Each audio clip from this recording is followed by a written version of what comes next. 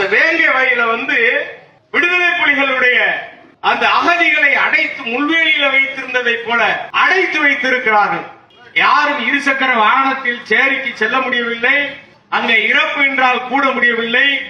எந்த விதமான அடிப்படை வசதியும் இல்லாத ஒரு அகதியை போல அந்த மக்களை அரசு நிர்வாகம் கொடுமைப்படுத்திக் கொண்டிருக்கிறது.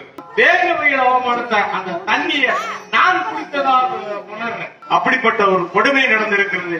இதை வேடிக்கை பார்த்துக் கொண்டு விட்டு நான் இந்த காலத்தில் நடமாட வேண்டிய அவசியமே இல்லை என்பதை இந்த நேரத்தை சொல்லி அப்பட்டமாக அரசு நமக்கு எதிராக இருக்கிறது.